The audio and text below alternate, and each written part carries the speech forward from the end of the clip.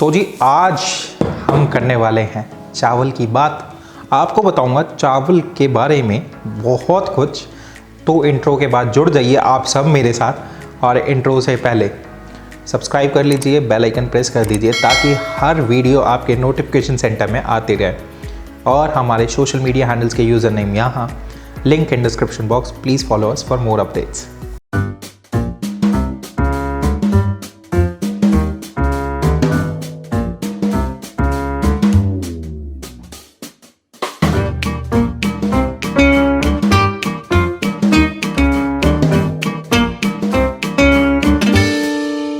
सत श्री अकाल, मैं हूं जसप्रीत, आपका होस्ट एंड दोस्त। और आज हम बहुत सारी बातें करने वाले हैं। अब बातों ही बातों में मैं आपको चावलों के बारे में बहुत कुछ बताऊंगा और एक सिंपल राइस प्रिपरेशन बनाएंगे। तो चावल हमने ले लिए हैं। अब चावल ना बेसिकली 3 कैटेगरीज में डिवाइड हो सकते हैं। ये मैं पानी से इनको धो रहा हूँ पहले, ताकि इनका जो एक्स्ट्रा स्टार्च है वो वॉश ऑफ हो जाए। अब चावलों को धोना बहुत ज़रूरी है। तो मैं आपको बता रहा था कि चावलों को 3 कैटेगरीज में हम डिवाइड कर सकते हैं। तो 3 कैटेगरीज जो हैं, पहले तो है long grain rice, medium grain rice and small grain rice. जो लॉन्ग ग्रेन राइस है that is rich in amylose, and जो शॉर्ट ग्रेन और मीडियम ग्रेन राइस है that is rich in amylopectin. Amylopectin की वजह से राइस ज़्यादा sticky हो जाते हैं, और अमाइलोपेक्टिन जब कम होता है तो जो राइस हैं वो कम स्टिकी होते हैं। जैसे कि लॉन्ग ग्रेन राइसेस हैं that is not sticky at all, और मतलब कम स्टिकी होते हैं। जो मीडियम ग्रेन राइस हैं, जो small grain rices are sticky. तो जैसे कि मीडियम ग्रेन राइस है that can be used for risotto, और small grain rice can be used for pudding. और स्मॉल ग्रेन राइस और मीडियम ग्रेन राइस से ही आपकी सुशी बनती है। तो इनका अभी पहले तो स्टार्च धोएंगे। स्टार्च धोना बहुत ज़रूरी है।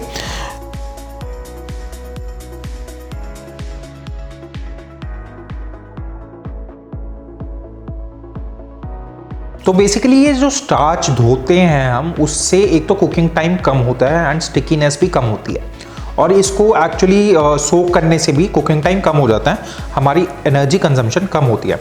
तो अब ये हमने धो लिया। बाकी मैं आपको सिंपल सा फंडा बता देता हूँ राइस का। राइस 2 तरीके से कुक होते हैं, एक तो बॉयलिंग और एक स्टीमिंग। तो वो आगे मैं और बताता रहूँगा, पहले आप हम इस पे भी तो कॉन्सेंट्रेट कर लेना। सारा स्टार्च धो दें, और अगर आपका जैसे ये पानी अभी मिल्की हो गया, तो जब आपका पानी मिल्की हो जाए तब आप पानी ड्रेन कर दीजिए, फिर दोबारा पानी डाल लीजिए, और जब वो मिल्की हो जाए फिर वो ड्रेन कर दीजिए। ये आपने तब तक रिपीट करना है जब तक आपका पानी क्लियर नहीं हो जाता।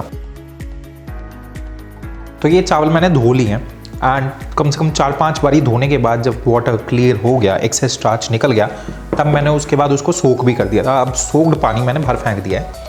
लगभग 30 मिनट्स सोक करा था। एडवाइजेबल होता है कि 30 मिनट्स या उससे ज़्यादा अलग अलग प्रिपरेशंस के लिए आप सोक कर सकते हैं। अब जैसे मैंने ये 30 मिनट्स के करीब सोक करा है।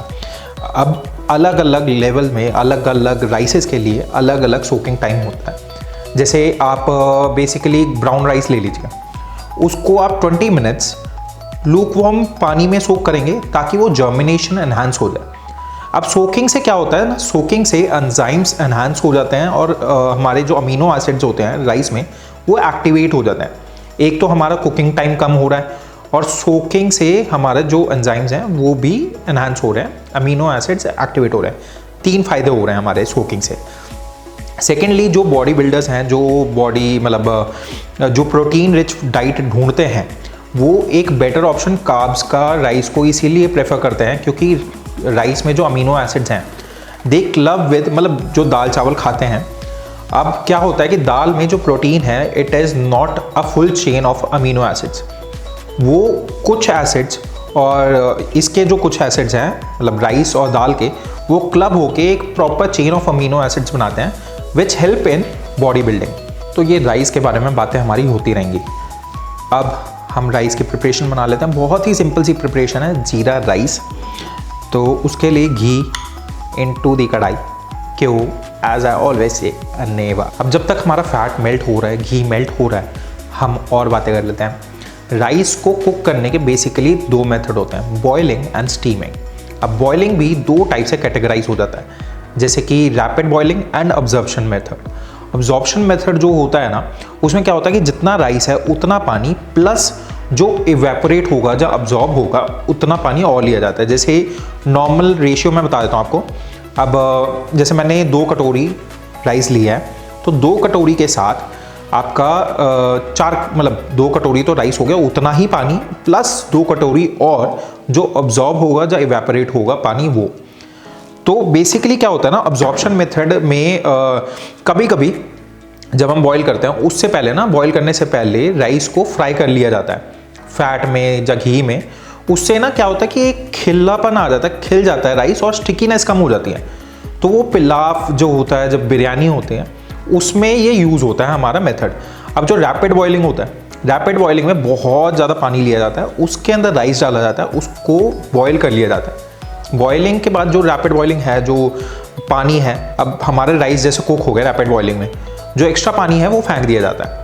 इससे क्या होता है ना, जो एनरिच्ड राइस होते हैं वो यूज़ नहीं किए जाते रैपिड बॉइलिंग में, क्योंकि जैसे हमने पानी ड्रेन आउट करा, जो एक्स्ट्रा पानी था वो ड्रेन आउट कर दिया, तो जो एनरिच्ड राइस है, जो एनरिचमेंट है, जो विटामिन हैं, वो ड्रेन आउट हो जाता है। इसीलिए आपने देखा होगा जैसे बिरयानी के लिए रैपिड बॉइलिंग होती है, तो उसमें ना सेला राइस या पारबॉइल्ड राइस लिए जाते हैं, जिनमें कम फ्लेवर्स हैं, जो कम फ्लेवर वाले राइसेस हैं, ताकि बिरयानी को अलग चीज़ों से फ्लेवर करा जाए। जैसे सैफरन हो गया, या इलायची हो गया, या बिरयानी मसाला हो गया, इन सब चीज़ों से बिरयानी को स्पाइस अप करा जाता है, फ्लेवर करा जाता है, क्योंकि उसमें जो राइस यूज़ हो रहा है वो कम एनरिचमेंट वाले हैं, उसमें विटामिन कम है और फ्लेवर्स कम है।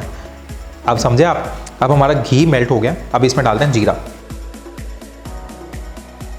तो जैसे ही हमारा जीरा रंग बदल लेगा, उसके अंदर जाएगा पानी।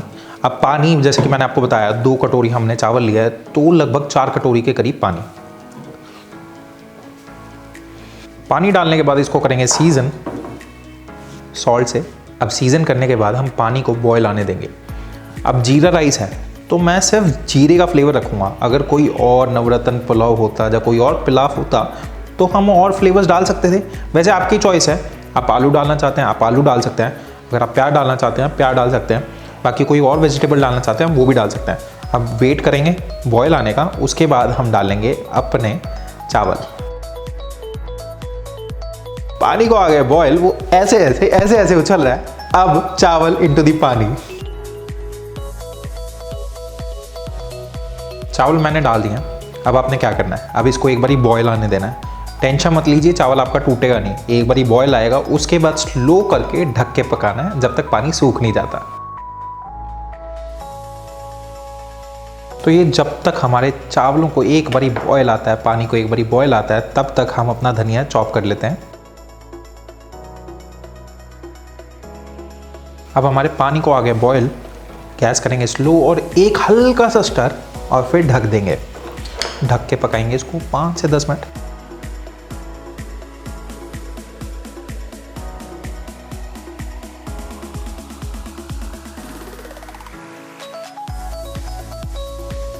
तो जी चावल हमारे डन है। अब थोड़े से लास्ट स्टेप, थोड़ा सा घी इसके ऊपर डालेंगे और उसके बाद ढक देंगे, ताकि घी गर्मी से मेल्ट हो जाए और लुब्रिकेट हो जाए कन कन। अब घी डालने के बाद गैस कर दिया बंद, इसको ढक के पकने देंगे। मतलब पकना तो क्या है, गर्मी से घी मेल्ट होगा, उसके बाद घी अंदर हर चावल पे लग जाएगा और उसके बाद बस एक बारी घुमा के धनिया डाल के हम करेंगे प्लेटिंग। अब अगर आप देखें, घी डालने के बाद ना एक शाइन भी आ गया। अब इसको एक मिक्स, ताकि घी हर कन पे, हर चावल पे लग जाए, और उसके बाद धनिया डाल के करेंगे प्लेटिंग।